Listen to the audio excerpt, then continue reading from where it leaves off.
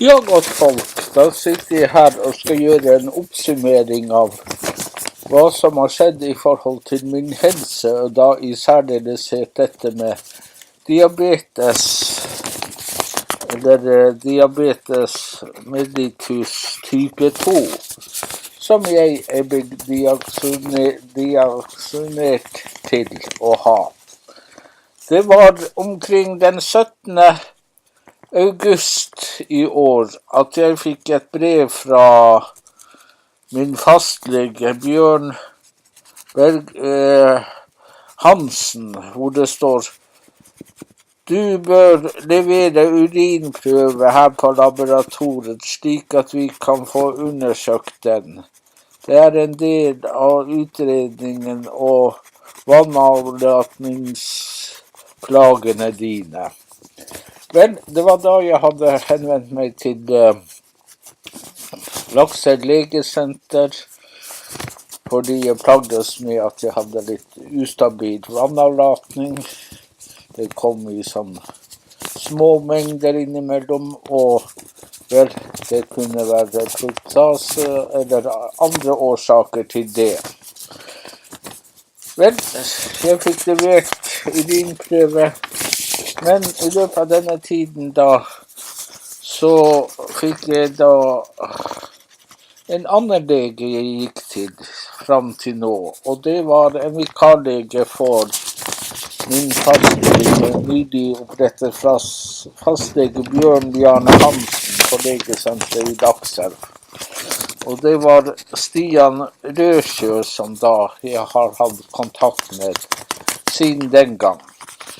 Så jeg fikk da et svar på utførte prøver, den som er datert 26.7.2017, og jeg mottar brevet 15.8.2017. Og den viser da at jeg har et blodsukkerinnhold på 12,2. Kontrollprøven viser at du har sannsynlig diabetes mellitus type 2. Det er viktig at dette kontrolleres nøye, da du vil ha behov for medisiner for å kontrollere blodsukkeret ditt sammen med endringer i kosthold og eventuell mosjon. Vedlegg kaller til legetime for informasjon og oppstart av behandling. Vær vennlig å bestille time dersom det ikke passer. Vel,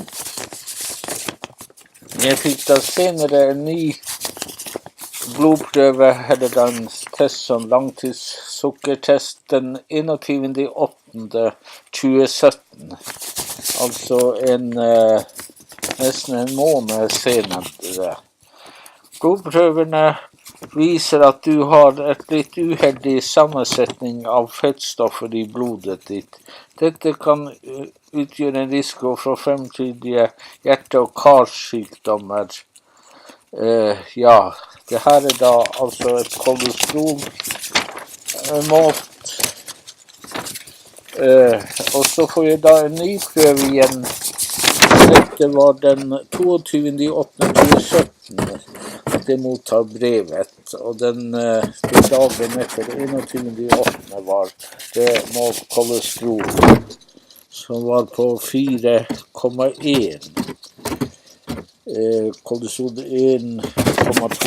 Ja, jeg skal ikke så dypt, men i hvert fall får jeg en ny prøve på dette blodprøve. Svar den 7.9.2017, mottatt den 12.9. Som vi tidligere har snakket om, har du høyt blodsukker. Du er satt på medisiner mot dette. Ut fra disse prøvene bør du ta med hormin, 500 mg morgen og middag, og ta 1000 til kveld. Vel, det var det siste brevet jeg fikk, datert den 12.9.2017, og jeg var vel hos legen også den 15.9.2017. 2017. Og nå har jeg gått på disse tablettene, et formin, fram, det er den andre boksen jeg tar nå, og da nå dosering med 1 tablett morgen, 1 tablett midt på dagen og 2 tabletter om kvelden. Og jeg har begynt å måle blodsukkeret med en blodsukkermåler, ikke denne jeg har her. Dette er en litt mer avansert, men som ikke fungerer for min del på grunn av at jeg skjelver så på henne, så jeg får ikke gjort skikkelig måling. Men i hvert fall, jeg har da snart 2 bokser med strips som man bruker å sette på denne måleren. Og er snart fri for dem. Men jeg har vært da i kontakt med Diabetesforbundet, og de sa for en tid tilbake da jeg nevnte dette med at jeg hadde sannsynligvis diabetes 2. Da skrev de tilbake til meg at det var ikke bare sannsynlig, det var 100% sikkert at jeg hadde diabetes 2, for med et blodsukkernivå på 12,2 som den prøven viste, så var det 100% sikkert at jeg hadde fått diabetes. Men legen har som sagt bare antydet først den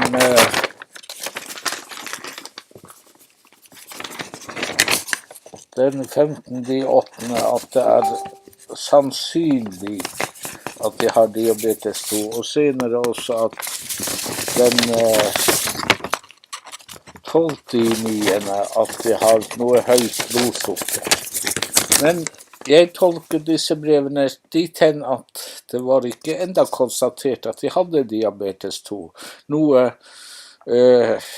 Diabetesforbundet sa at ja, men det har du, og du skal ta og måle blodsukkeret ditt før måltid og 2 timer etter måltid. Det vil si at jeg burde måle ja, det blir vel minst 6, kanskje 7-8 ganger i løpet av en dag, blodsukkernivået, for å kontrollere det mot det jeg spiser, og eventuelt den trening jeg utfører, og sånn sett kunne se hvilken kost som passer for meg å spise, og som ikke jeg bør spise. Vel, dette fikk jo ikke jeg noe informasjon om hos min fastlege eller på laboratoriet på Lakselv legesenter om slike ting før jeg hadde meldt meg inn i Diabetesforbundet. Så leste jeg en del til og fikk råd og vink på Facebook av den ene og den andre og om et kostholdform som heter LCHF, som er litt mer ekstrem enn andre kostholdsformer. En kostholdsform som er av en lavkarbotype, men av den sorten at du kan spise mye fetmat og sånn, i tillegg til at du holder deg unna melprodukter, unna poteter og jeg vet ikke alt hva de anbefaler å gjøre. Men det var ikke informasjon jeg hadde fått på legesenter, hverken av legen eller helsepersonell på legesentret. Det jeg hadde fått vite av legen var at jeg skulle forholde meg til Diabetesforbundets kostholdsråd og ikke høre på andre mennesker. Nå i den senere tid så har jo jeg måttet få nye doser med sånn her strips som vi bruker på dette måleapparatet, og fikk en eske med 50 slik, og hadde fått før en eske med 50 før det igjen. Nå viser det seg at jeg har da gjort en undersøkelse, sendt mail til apoteket og ellers rundt til Diabetesforbundet og det ene med det andre. Og da har jeg fått vite at Når det gjelder de her stripsene, hvor mange ganger du skal måle og sånt, det noe som legen avgjør. Og det vil fremgå av resepten på dette måleinstrumentet, og hvor mange strips du får lov å bruke. Og i resepten apoteket i Lakselv har fått, så står det at jeg skal ta og måle blodsukkeret 1 gang om dagen. Vel, etter hva jeg har fått vite av Diabetesforbundet, også av diabetessykepleiere, så skal jeg måle da blodsukkeret, som nevnte, flere ganger om dagen. Først foran hver måltid, og så 2 timer etterpå, og sånn skal jeg holde på utover dagen, etter x antall ganger jeg spiser. Og det for å kunne vite hvordan kostholdet mitt jeg velger å tilfelle min kropp vil fungere, hvordan den vil slå ut på det med blodsukkernivået. Og det har jeg da gjort nå de siste ukene, bortsett fra den ene uka da jeg var helt fri for strips. Nå det også slik at apoteket skriver til meg og sa også til meg muntlig at de kan ikke sende disse stripsene i posten til meg på grunn av at disse stripsene ikke tåler kuldepåvirkning og kan bli ødelagt av den grunn. Så jeg har vært da tvunget til å hente dem, det vil si jeg fikk da prøvde å få noen til å hente dem fra Lakselv eller komme med en kjørende hit, så jeg slapp å kjøre selv til Lakselv, og i løpet av en ukes tid så fikk de ikke ordnet det på den måten, på grunn av at den ene hadde fått influensa, og den andre glemte det rett og slett å ta det med seg fra apoteket. Så jeg måtte kjøre mandag 27. for vel en uke siden til Lakselv og hente dem selv, til stripsene, og også fikk jeg da en ladning med tabletter, så nå har jeg, det vel 100 tabletter, så jeg har et par 100 slike tabletter, og det varer vel til ut i februar, tror jeg det en gang, at jeg har da tabletter så langt fremover. Men som sagt, dette med stripsene, det stod jeg litt fast til og begynte å lure på. Jeg måtte snart, kanskje bare noen få dager, tilbake til å sette en ny boks med 50 strips, og fortsette sånn fremover.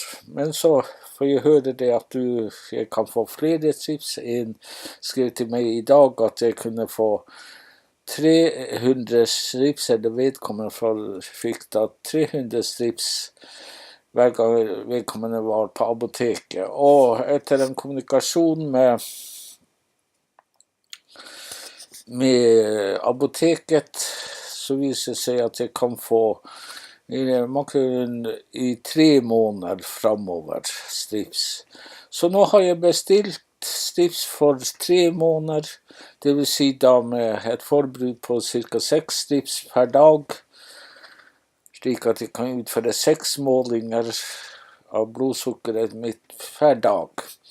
Det vil si om morgenen, før mat og etter mat, og så til middagstid før og etter mat, og til kvelds før og etter mat.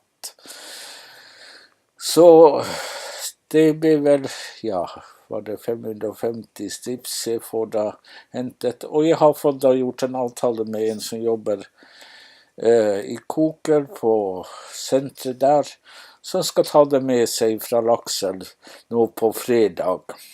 Så da har jeg nok ladning med strips i flere uker og 2-3 måneder fremover, og jeg da reddet sånn sett. Men det ikke takket være Lakselv legesenter eller min lege at det har ordnet seg slik at jeg har begynt å få et normalisert forhold til dette med bruk av strips og måling og blodsukkermåling og det ene med andre, og ikke minst også dette med kostholdet.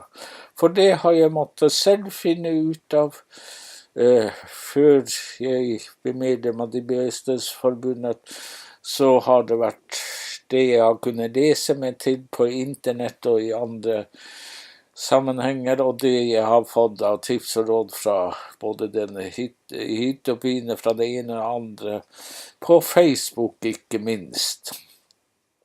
Noen har litt så medgreie på den andre, og noen har gitt meg kanskje litt råd som ikke bør følge. Men I hvert fall nå begynner jeg å få litt mer system og oversikt på det hele.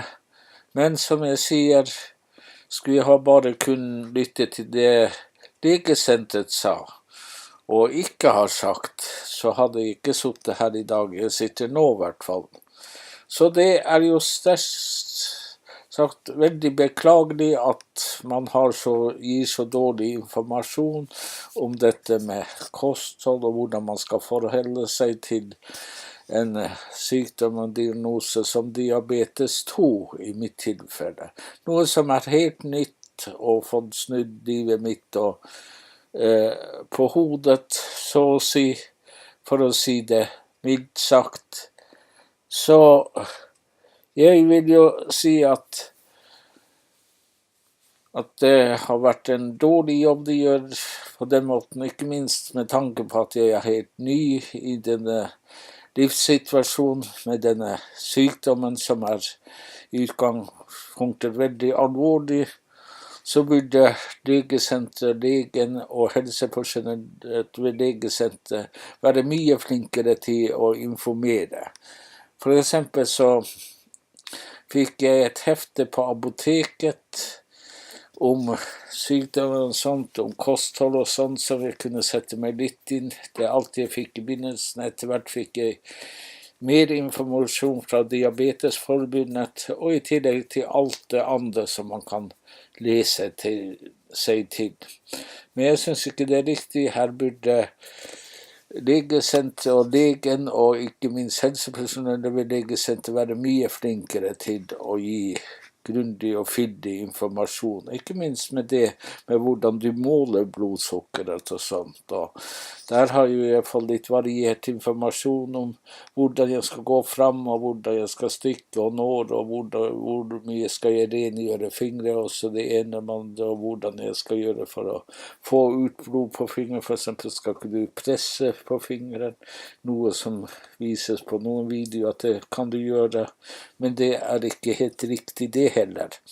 Så det ganske forvirrende og frustrerende alt dette, men nå begynner det å rette seg opp. Jeg får nok strips I hvert fall, så jeg har I noen måneder fremover, og jeg har nok tabletter, og det ene med det andre, så jeg greier meg, og kan begynne kanskje å gjøre grundigere notater og sånt på hvordan det går fremover, og hvordan man får styring på denne livssituasjonen, denne nye livssituasjonen. Men det ikke takket være legen eller legesenteret. De har gjort en veldig slett jobb, og nesten, som jeg skrev, tragisk jobb så langt. Om det et særtilfelle for Lakselv legesenter, det tør jeg ikke si, eller om det typisk for legesenter landet rundt. For eksempel så det jo slik at her I Finnmark så det kun Hammerfest sykehus som vel har et diabetesteam med diabetessykepleie og vel også lege og sånt. Men ellers så har ikke kommunen eller noen av kommunene noe tilbud på det området. Jeg leste nå en rapport nylig fra Helse Nord om akkurat dette, og der var ikke Porsanger nevnt I særdeleshet eller på noen måte, og det kun noen få kommuner I Nord-Norge som har et slikt diabetesteam lokalt I sin egen kommune, og det da vel det gjelder de større kommunene, og ikke en kommune som Porsanger, som vel I areal jo større enn Østfold fylke, men befolkningsmessig så ligger den vel på en 5. plass I Finnmark fylke med bortover litt, det 4000 eller var det innbyggere, og knapt nok det. Men vel, da var det litt om hva jeg har måttet slite meg igjennom, og som har stresset meg nå i 14 dager. Ikke minst med dette å ha nok utstyr og nok til å måle blodsukkeret og få kontroll og oversikt over utviklingen der. Som det ser ut ordner seg, i hvert fall får jeg da det jeg trenger i flere måneder fremover nå på kommende fredag. Så det var min lille rapport som har vært i 20 minutter eller noe sånt nå. Så den blir lagt ut på Facebook og også på YouTube til orientering. Så da takker jeg for meg den gangen, så kommer jeg med en ny, kanskje lengre rapport om hvordan det går denne diabetes mellitus type 2, som legen betegner det som. Hei da!